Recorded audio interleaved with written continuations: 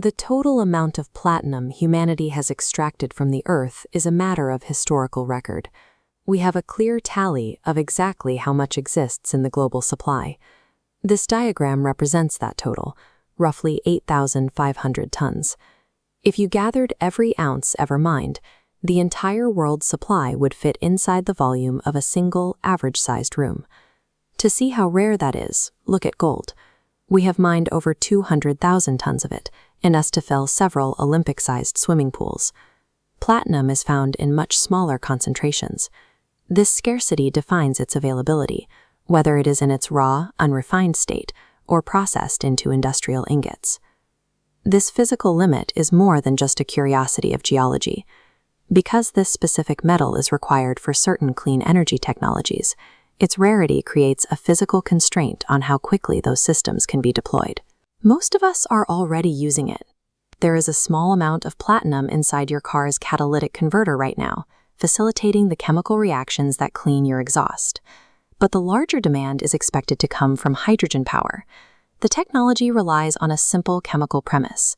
Combine hydrogen gas with oxygen from the air to create electricity and water. On its own, however, that reaction is slow. Left to itself, the process doesn't generate electricity fast enough to power a vehicle in motion.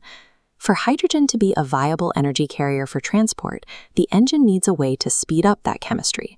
Without a way to accelerate the reaction, the fuel cell cannot produce the necessary power.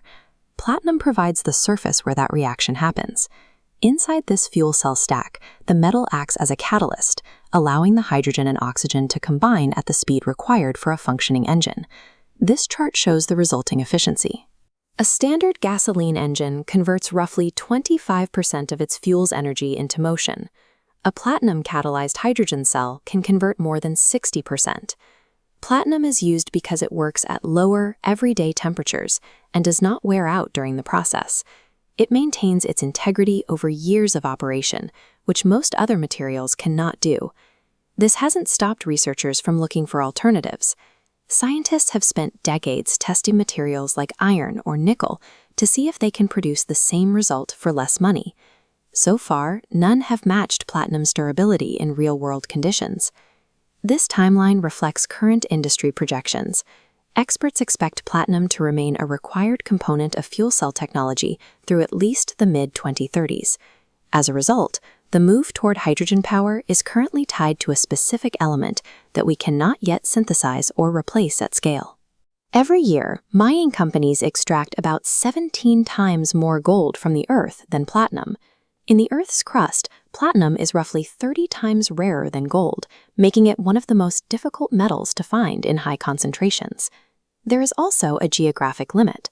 This map shows that about 70% of the world's entire supply comes from just one country, South Africa. Extracting it is a massive physical undertaking. The ore must be pulled from extremely deep underground mines, making the supply chain dependent on complex and difficult labor operations.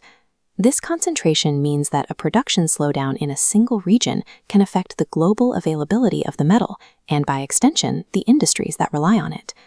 Currently, hydrogen vehicles use only a small portion of the global supply, about 3%, but that demand is beginning to change.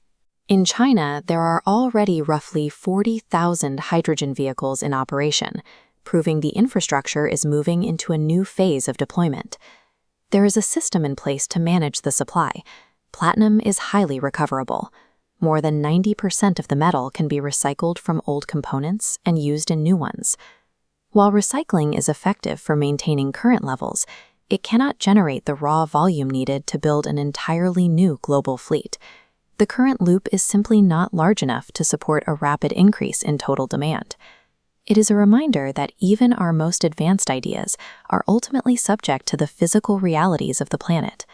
The transition to cleaner energy isn't just a matter of design or intent. It is bound by the availability of a specific material buried deep in the earth that we cannot yet replace.